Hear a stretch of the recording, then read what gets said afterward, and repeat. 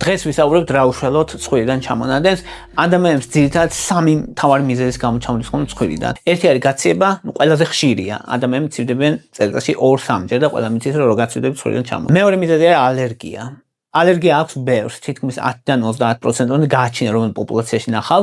აქვთ ალერგია, ეს ალერგია სეზონურია. ხეების განმავლობაში, კვირების განმავლობაში ცხვირიდან ჩამოდით ადამიანებს და ძირითადად იციან რომ ალერგია აქვს, რაღაც ქავილი შეგრძნება ჩამონადენი ცხვირიდან მტვერზე და აცემინებენ და იციან რომ ალერგია აქვს როგორც წესი.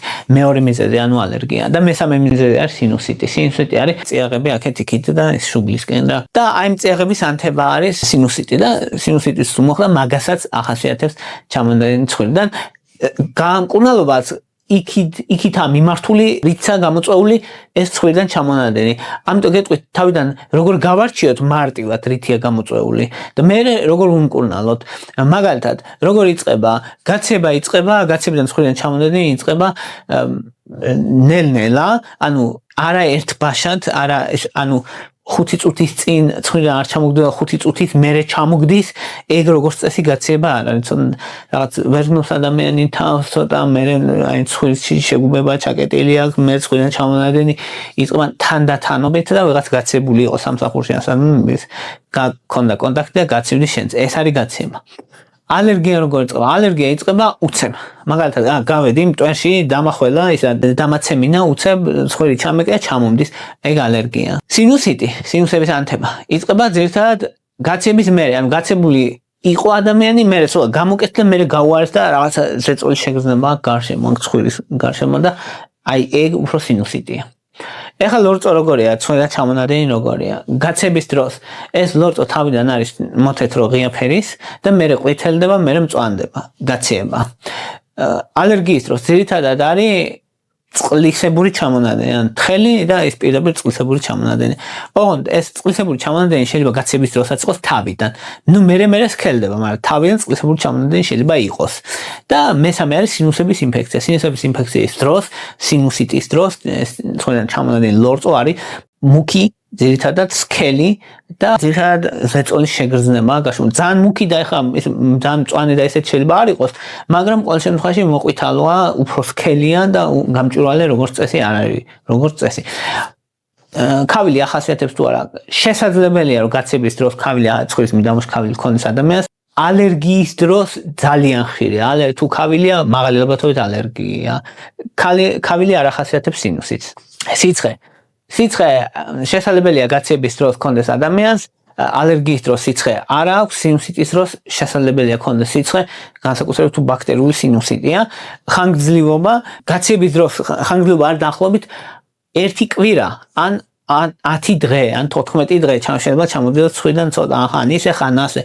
ალერგიის დროს დიდი ხანი შეიძლება იყოს. ალერგიის დროს კვირები, თვეები, შეიძლება მთელი სეზონი ჩაკეტილი ქონდეს ადამიანის ცხვირი, თუ ალერგიული ადამიანი. რაც შეეხება სინუსიტის დროსაც 10 დღეზე მეტი ხნის განმავლობაში გრძელდება ძირითადად და ორმაგი გაუარესება ქვია ამას. ეგ არის როცა ანუ გაცებული იყო ადამიანი, მერე გამონჯობინდა, მერე გაუარესდა. ეგ მიუთითებს სინუსს და ეს ზეწოლის შეგრძნება სახეზე და სახემტკივა თომსადამი სინუსიტს მიუთითებს ეგ.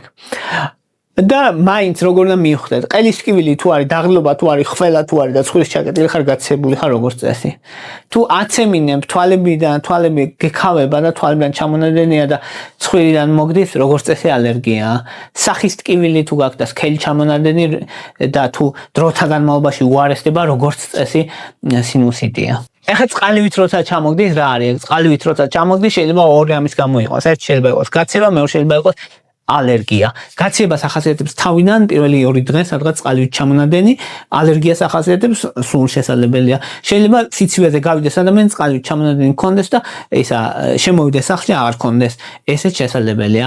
სიცივეზე ნერვები, რომელიც ლორწოს გამომშავებას აძლიერებენ, ეგ აქტიურდება, სტიმულირდება, ქოლინერგული რეაქცია ქვია მაგას. ჩამოდის ადამიანს ცხვირიდან, შემოვა სახლში, დათბება, აღარ იქნება გააქტიურებული ის ნერვები და აღარ ჩამოდის ცხვირიდან. ეგ არის აზრი აქ.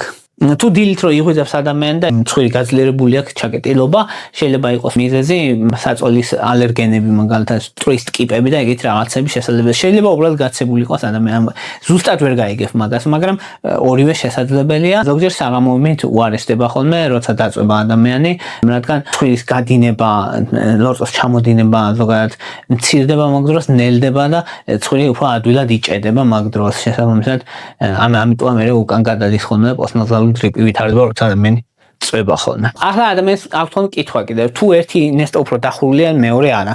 ხო, ეს ზოგადად ბუნებრივია, ამას ქვია ნაზალური ციკლი, რომ ანუ ხან ერთი ნესტო აქტიური, ხან მეორე ნესტო აქტიური, მაგრამ ეს ნორმა და ადამიანს 80% აქვს ასე, რომ ხან ერთი ნესტო იჭედება, ხან მეორე იჭედება, ეს ბუნებრივია, მაგრამ თუ კი ადამიანს მუდმივად აქვს ერთი ნესტო დაბლოკილი, შეიძლება იყოს ზგიდის გამრუდება, შეიძლება იყოს ნაზალური პოლიპები, ქრონიკული ანთება, ან იშვიათ შემთხვევაში, ბავშვების შემთხვევაში უფრო უცხოსრეულ სხეული შეიძლება იყოს გაჭედილი რაღაცა ცხვირში, მაგრამ ეგ იშვიათია. ანუ თუ ციკლურად არო ხან ერთი გახსნება, ხან მეორე, ეგ ნორმა, თუ მუდმივად ერთი გაქვს ჩაკეტილი, მაშინ რაღაცა პრობლემაა და დათვალიერება ჭირდება. ახლა რისი გაკეთება შეგიძლია, ჯერ სახლში რისი გაკეთება შეგიძლია. ერთი არის რომ იყიდება ძალიან ადვილად, ეს არის ფიზიოლოგიური ხსნარის შეშხაპუნება 1-2 დღის განმავლობაში ორივე ნესტოში. ეს არის მარტივად გამოწმენს ცხვირის ღრუს და ალერგიის დროს, გაციების დროს ეხმარება სინუსიტის დროსაც ლორწოს შედარებით გაათხილებს და ეხმარება. ანუ ფიზიოლოგიური ხსნარის ჩაწოთება ან შეშხაპუნება. ეგ არის მარტივი და ყველარი სტილის გაკეთება შესაძლებელია. მეორე არის რომ დამატენიანებელი სახში დააყენონ, დამატენიანებელი ცხვრის ლორწოვანს ეხმარება მნიშვნელოვნად და შეიძლება გვეგონოს რომ ვითომ არაფერი, მაგრამ სინამდვილეში ეხმარება მათ შორის ცხელის შხაპის მიღებაც ეხმარება, ოღონდ თქო არ უნდა დაიწვაროს, ის ცხელი არ უნდა იყოს. საწოლო ოთახში ალერგენების კონტროლი, ეგეც მნიშვნელოვანია, რომ მაგალითად ერთხელ ეს საწოლების ის გამოიცვალოს, რომ ეს მტვერი, ბეწვი და ტკიპები და შემცირებული რაოდენობით იყოს თუ ალერგიული ადამიანი. რამდენიმე ტრადიციული ფორმულაა, მაგალითად ჯინჯერი არის ცხელწყალში ეს თხელი ნაჭრები, დაჭრა ჯინჯერი, თხელი ნაჭრები კოჭა იგივე, თხელი ნაჭრები ცხელწყალში ჩაი გააკეთა მოკლედ ჯინჯერის და ჯამში უნდა იყოს 1-2 გრამი ცხელწყალში 2-3 დღეში. რაღაც დონეზე კომფორტი მოაქვს, მაგრამ რო თქვათ რომ რაღაც ალერგიას მკურნალობს ან გაციებას მკურნალობს, არა, რაღაც დონეზე კომფორტი მოაქვს. შესაძლებელია მისი მიღება, მეორე რა ის გაკეთება შესაძლებელია. ნივრის მიღება განსაკუთრებით თუ ადამიანი გაციებულია, ეხმარება, იმუნიტეტს აუმჯობესებს და ანტივირუსული და ანტიბაქტერიული მოქმედება აქვს ზოგადად ნიორს, მაგრამ ისა რომ ცხვირში რო იციან ხოლმე შედება, არამც არ შეიძლება და ტყუილია, ეგ შეიძლება დაიწვა ლორწოვანი გაუარესო და პირიქით გაიცვალოს მდგომარეობა, ან ცხვირში არა უბრალოდ ჭამა ნივრის 1 ან 2 კვირი დღის განმავლობაში, როგორც წესი საკმარისია, თუ გუჭირს არ გიღიზიანებს, საკუთთან ერთად დაწყლეტილი უნდა იყოს, რა თქმა უნდა. მესამე რის გაკეთებაც შესაძლებელია, ეს არის C ვიტამინის მიღება, C ვიტამინი იმუნიტეტს აუმჯობესებს. ხო, C ვიტამინზე რა თქმა უნდა ეს არ არის ისე რომ რაღაცა მაგია, რომ აი გაცებულ C ვიტამინი დალია და გიშველოს, მაგრამ ეხმარება განსაკუთრებით იმ ადამიანებს, ვისაც დეფიციტია და ხანგრძლივობას ამცირებს, თითქმის 1 დღით ნაკლებს ავადობ რა, ანუ ამ ხრივაც ამცირებს, მithumas პრევენციულად თუ იღებ. პრევენციულად მიღების დოზა არის 200-დან 500 მილიგრამამდე დღის განმავლობაში, როგორც წესი საკუთრთან ერთად. ცხელწყალში არ შეიძლება, ან ჩაის ჩაგდება, არ შეიძლება C ვიტამინის, იმიტომ რომ კარგავს თავის ეფექტურობას. და 1000-ზე მეტი მილიგრამის მიღებაც არ შეიძლება. საკვები დანამატებიდან კიდევ რისი მიღება შეიძლება ცხვირისთვის, ერთ-ერთი მნიშვნელოვანი არის თუთის საწუწნიაბები, მას შეუძლია რომ გაციების ზოგადად ხანგრძლივობა შეამციროს და ეხმარება განსაკუთრებით თუ გაციების სიმპტომიდან მალევე მოწუწნის ამას და ცხვირსაც ეხმარება პირდაპირ ვერ ეხმარება, მაგრამ არაპირდაპირ ეხმარება და პრობიოტიკებიც ეხმარება ზედა სასუნთ გზებს თუ დღის განმავლობაში 8-12 კვირის განმავლობაში მიიღებ 1-დან 10 მილიარდამდე კოლონიის ფორმირებელ ერთეულს. ხო, ეხა ეს სხვანაირად რო გადავთარგმნოთ, რომ უბრალოდ პრობიოტიკის ერთი კაფსულა მიიღო, 1 ან 2 კაფსულა, გაშენ რომ პრობიოტიკს ღებულობ და მეორე ვარიანტი არის რომ იოგურტი, ან ყოველდღე იოგურტი ჭამო, მაწვანე ჭამო.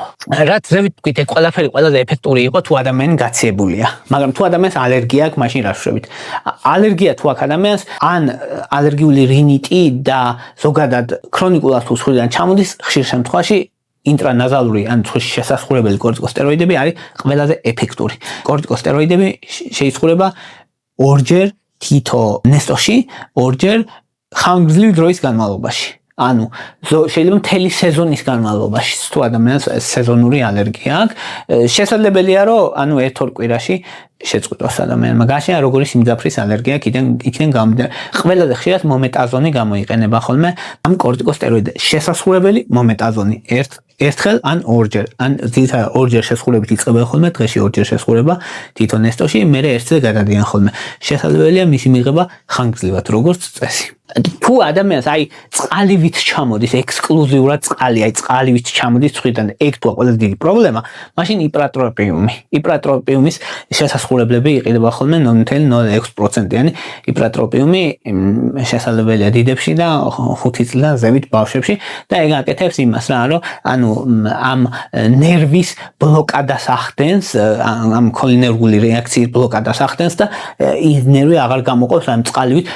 რატო? იმიტომ რომ არიან ადამიანები, რომელსაც გაციება ემართებათ და აი წყალივით ჩამოდით ცხვირიდან ძალიან ბევრი და მაგას აჩერებს. ამიტომ სინამდვილეში ოქროს პრეპარატია იმ ადამიანებისთვის, ვისაც ეს პრობლემა აქვს. მე თვითონაც გამომიცდა, რომ ზოგადად მქონე გაციების დროს ისე საშინელება იმდენი ჩამოდის ცხვირიდან, რომ აი ძალიან დიდ დისკომფორტს გიქმნის ყოველდღიურ ცხოვრებაში და ამისთვის იპრატროპიუმი არის idеალური. ოქროს პრეპარატია პრინციპში ამ დროს იპრატროპიუმის შესასრულებელი, რა თქმა უნდა, მისი გამოყენება ხანგრძლივი დროით არ არის რეკომენდირებული, დაახლოებით 4 დღის განმავლობაში შესაძლებელია. მეტი საჭირო არ არის. ანუ ორ-ორი შესრულება თვითონ ნესტოში 3-4 დღეში შესაძლებელია. თუ ადამიანს გაქანებული ალერგია აქვს, მოკლედ სუფთა ალერგია თუ აქვს, ასევე ეხმარება ცეტირიზინი, დასალევია ცეტირიზინი, ანტიჰისტამინებია, ცეტირიზინი, ფექსოფენადინი, ლორატადინი, დესლორატადინი, ესენი. ეხლა რა განსხვავებებია? მოკლედ ცეტირიზინი ძლიერია, მაგრამ აძინებს და ამიტომ მოთენთავს, მოკლედ და დიდი სასურველი არ არის. თუ მაინც რაღაც ძილის პრობლემებს გქონდა, მაგრამ საღამოს დაამტყობს შესაძლებელია. ფექსოფენადინი ნაკლებად აძინებს და ამ ხრივ კარგია, 180 მგ მიიღება ხოლმე დღის განმავლობაში, ცეტირიზინი მიიღება ხოლმე 10 მგ დღის განმავლობაში და ლორატადინი 10 მგ დღის განმავლობაში, დღეში ერთხელ მიიღება როგორც წესი ესენი. ლორატადინი და დესლორატადინი არის მსუბუქი და თან ნაკლებად აძინებს, ან მსუბუქი ძალიან ნაკლებად აძინებს. ანუ იმ ხრივ კაია, ანუ ძლიერი პრეპარატი არ არის, მაგრამ ნაკლები გვერდი ეფექტები აქვს, ამ ხრივ არის რეალურად კარგი და ხო, თუ ადამიანს ძალიან აქვს ცხვირის სიმპტომები და ალერგიული სიმპტომები, ცემინება და ეგეთი რაღაცები, აზელასტინის ნაზალური სპრეი და ფლუტიკაზონი არის ხოლმე კომბინაციაში ხშირად. აზელასტინი და ფლუტიკაზონი, ну ფლუტიკაზონი არის კორტიკოსტეროიდი, ეხმარება მნიშვნელოვნად აი ეს ცემინებას, ალერგიულ სიმპტომებს, მნიშვნელოვნად ეხმარება ეს კომბინაცია. და ახლა ვთქვათ ოქსიმეტაზოლინი და ქსილომეტაზოლინი დეკონგენსტანტები, ან ცხვირი რო გაჭედილი გაქვს, მაგ დროს რაც იღებენ ხოლმე ოქსიმეტაზოლინი და ქსილომეტაზოლინი, ეს ორია ყველაზე ხშირი, რომელიც ეხმარება 1-2 შესხურება თითო ნესტოში და ნუ ან წვეთები შესაძლებელია და 10-12 საათი ყოფნა, ყოველ 10-12 საათში ერთხელ შესაძლებელია. ოღონდ აქ ძალიან მნიშვნელოვანია, რომ არ შეიძლება ამათი გამოყენება 10-12 საათზე მეტ ხანს, რადგან მედიკამენტოზურ რინიტის გამოწვევა შეუძლიათ. ანუ 5 დღეზე მეტი არ უნდა გამოიყენო ეს ოქსიმეტაზოლინი, ან ქსილომეტაზოლინი, ან რაღაცა მსგავსები რაც არის, მოკლედ რაღაცა მეტაზოლინები თუ შეგხვდა, არ შეიძლება 5 დღეზე მეტ ხანს გამოყენება, იმიტომ რომ გახდები დამოკიდებული და იმიტომ რომ მედიკამენტოზურ რინიტი გაგივითარდება, რომ მოხსნი რო აღარ მიიღებ, მე უარეს ცხვირიდან ჩამონადენი გექნება. აქ არის მე კითხვა, რომ ან შესაძლებელია თუ არა ცხვრის სპრეების ყოველდღე გამოყენება. გააჩნია რომელი სპრეი? არის სპრეები, რომლის გამოყენება შესაძლებელია, მაგალითად იგივე ეს კორტიკოსტეროიდები, მომეტაზონის გამოყენება, ეს ფლუტიკაზონი შესაძლებელია მთელი სეზონი გამოიყენოს. ზოგი ადამიანი მთელი წლები იყენებს მაგას. ეგ შესაძლებელია. ეს ოქსიმეტაზოლინი და ქსილომეტაზონის გამოყენება არ შეიძლება ყოველდღე, შეიძლება მარტო 5 დღე. იპრატროპიუმი შესაძლებელია 3-4 დღე, მეტი არ არის სასურველი. ვისაც ძალიან წყლოვანი ჩამონადენი აქვს, იმ შემთხვევისთვის არის. ფიზიოლოგიური გამოყენება შესაძლებელია. სინუსიტი ვისაც აქვს, გამორეცხვებით შესაძლებელია, რომ ოყნით მაგალითად ეს პატარა საბავშვო ოყნებს წყალს დადგები ნიჟარის წინ, შეუშვებ წყალს ერთ ნესტოდან მეორედან ჩამოვეწყალ, გამორეცხავ, მე მეორეს გამორეცხავ, ოღონდ ეს წყალი უნდა იყოს, რა თქმა უნდა, როგორც მინიმუმ გადადუღებული, ან ფიზიოლოგიური უნდა იყიდოთ აფთიაქში და ან სახლის პირობებში მე გადაადუღო წყალი და იმ წყლის გამოყენება შესაძლებელია. პირდაპირ ონკანის წყლის გამოყენება რეკომენდირებული არ არის. ეხლა ანტიბიოტიკები არის თუ არა საჭირო. როგორც წესი ცხვირიდან ჩამონადენის დროს ანტიბიოტიკები საჭირო არ არის. თუ კი ვიცით რომ სინუსიტია, ანუ ეს ძვლები და ეს სახეფუ ტკივა ადამიანს ზეწოლის შეგრძნება აქვს, სიცხეები აქვს, სქელი ჩამონადენი აქვს, მოყვითალო ჩამონადენი, მაშინ შეიძლება გახდეს საჭირო, იმიტომ რომ ეს ნიშნავს რომ სინუსიტია, სინუსებშია ინფექცია და ამას რა თქმა უნდა ჭირდება ანტიბიოტიკები, როგორც წესი ამოქსიცილინი ან აუგმენტინი ხოლმე ინიშნება ხოლმე ესეთ დროს. და აქ ძალიან მნიშვნელოვანია რომ სიცხე თუ აიწია მოკლედ სქელი ჩირქოვანი ჩამონადენი თუ არის ცხვირიდან მდგომარეობა თუ გაუარეს და ანუ გაცებული იყო გამოჯამრთებული და მერე ისევ გაუარეს და მდგომარეობა ეს სახით ტკივა.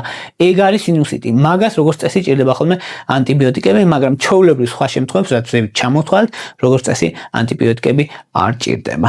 აი ეს იყო რის თქმაც მინდოდა. მადლობა რომ მისმენდით, მადლობა რომ გაინტერესებთ, თუ მოგწონთ ჩემი ვიდეოები დალაიქეთ, თუ მოგწონთ ჩემი არხი გამოწერეთ, ვისაც დონაციების გაკეთების სურვილი გაქვთ, შეგიძლიათ გააკეთოთ დონაციები, აღწერაში არის ანგარიშის ნომრები.